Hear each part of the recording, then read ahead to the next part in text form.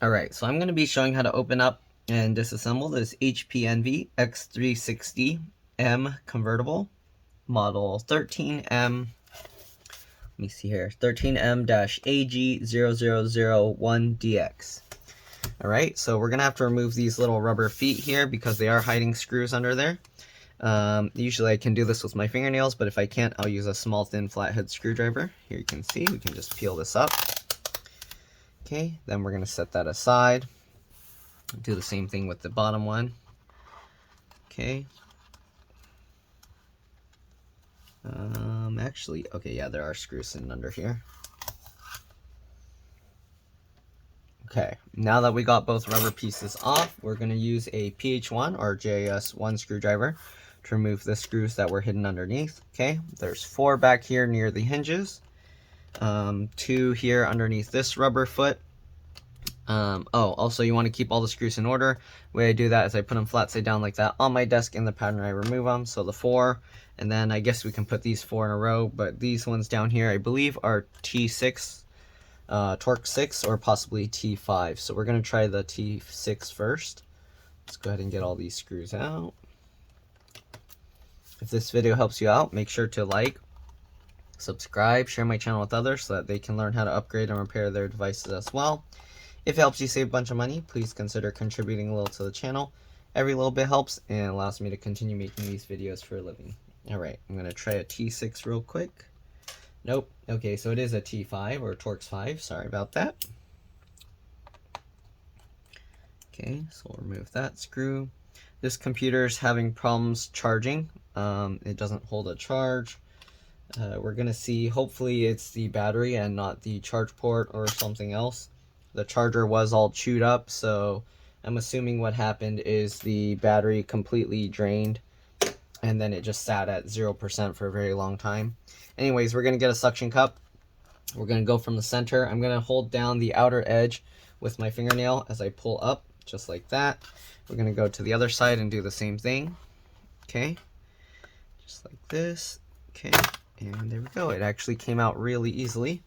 I wasn't expecting it to pop out so easily. Here you can actually see the battery is inflated here. So definitely the battery is bad. It looks like there's no upgradable RAM or anything. Yeah, there's nothing under there. And then you got a M.2 SSD here. I'm not sure if it's PCIe NVMe or what. I'd have to peel this thing off and check. This is an M.2 SATA actually. I would assume it supports PCIe NVMe SSDs, but this is an M.2 SATA here.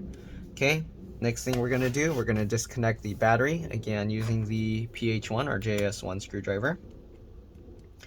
Alright, looks like there's 2 on this side, and then there's 2 down here. So we're just going to remove all those screws.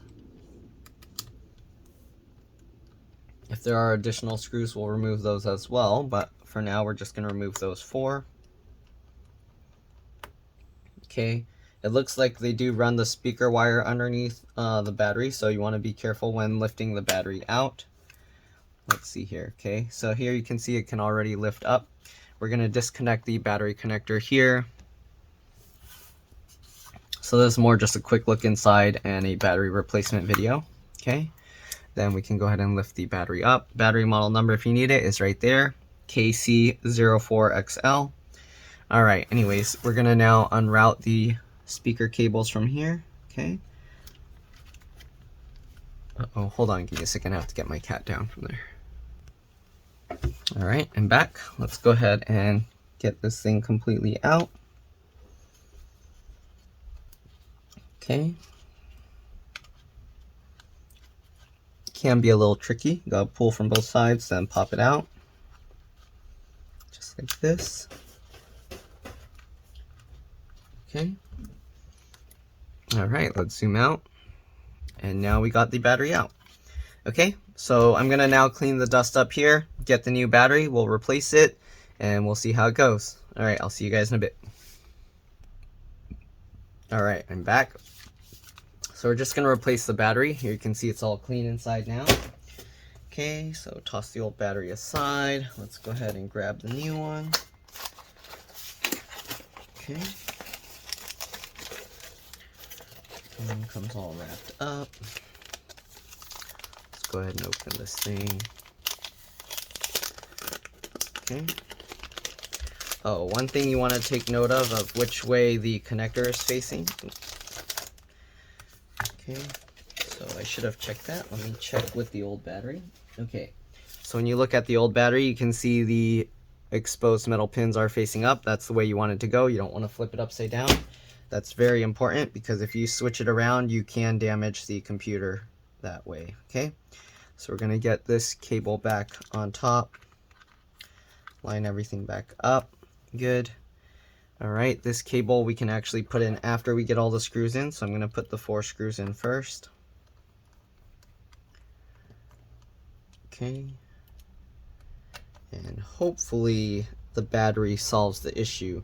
I believe on this model the battery also serves as the CMOS, BIOS, RTC, real-time clock battery, whatever you want to call it. Okay, so keep that in mind if you're wondering where that battery is. Okay, let's zoom in.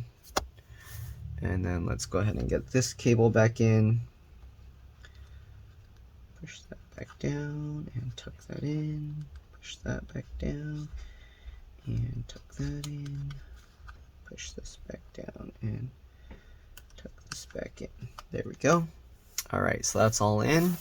Next, we have to get this battery connector back into place. I probably should have left, actually, let me take the 2 side screws here back out so I can lift it up slightly to make it easier to plug this cable back in.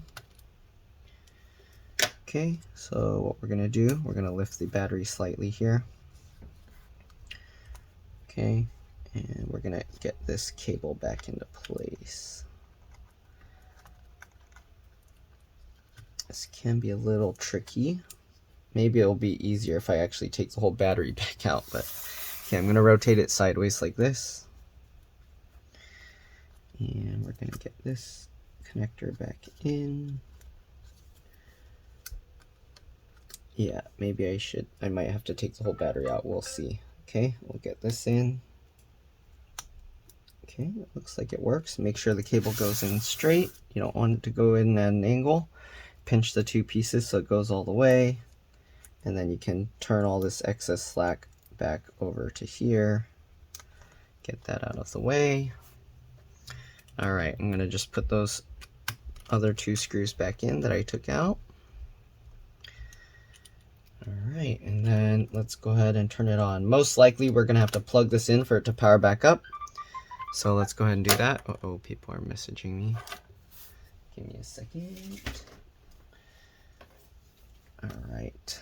If you're wondering also, the DC jack charge port is right here. It goes under, it plugs in under here, under the SSD, and also under the hinge there. So you will have to take the hinge mechanism out in order to do that. You can see the charge light is on, which is a good sign. I mean, it was doing that before, but let's see if it actually powers up now. Before, it would just restart itself once it gets past a certain point. So let's see, I push the power button.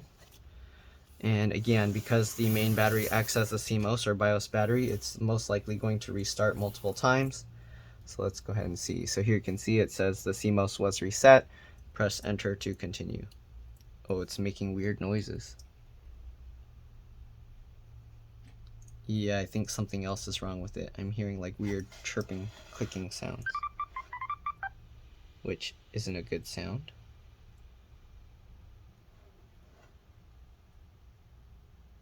I don't know what's going on there.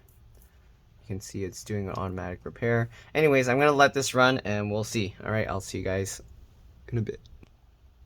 Alright, well, I can't really figure out what that sound is. It sounds like water's dripping or something inside of a pipe, or I don't know.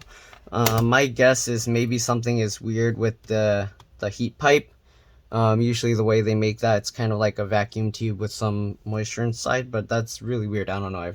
I've never heard that before, and it sounds like something is like clicking together like this. I don't know. I don't know what else it would be. Maybe unless some resistors or something are kind of making some popping noises. Anyways, we're gonna put this back together, and we're gonna, I guess, use it for a bit and see if anything's going weird. This model seems to be pretty simple to snap back together. Just kind of push the thing inwards so that the clips can kind of get pushed back and then clip into place. But looks like it's all clipped into place now, and we're just going to put all the screws back together, and that's pretty much all there is to it. Hopefully this video helped you guys out. If it did, make sure to like, subscribe, share my channel with others so that they can learn how to upgrade and repair their devices as well. If it helped you save a bunch of money, please consider contributing a little to the channel. Every little bit helps and allows me to continue making these videos for a living. Other than that, that's pretty much all there is to this model. Not really much you can upgrade or anything. The charge port is replaceable if you need to, and the power button board is also replaceable.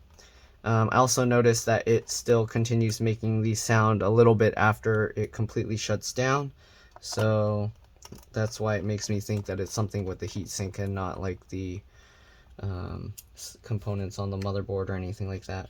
But you never know. Yeah, it's really strange.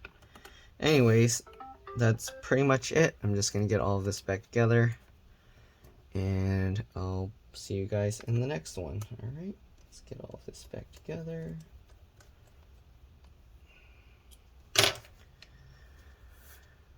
Okay, probably should have zoomed out. Anyways, to get this rubber piece, usually I'll start with one side, get it as close to the edge as possible. Okay, then I'll work my way down and get the other side, and this one actually seems to have just sits in nicely. Make sure everything goes in the grooves. Okay, and then the last one down here. Man, people are messaging me a lot right now. Let's get all of this back in.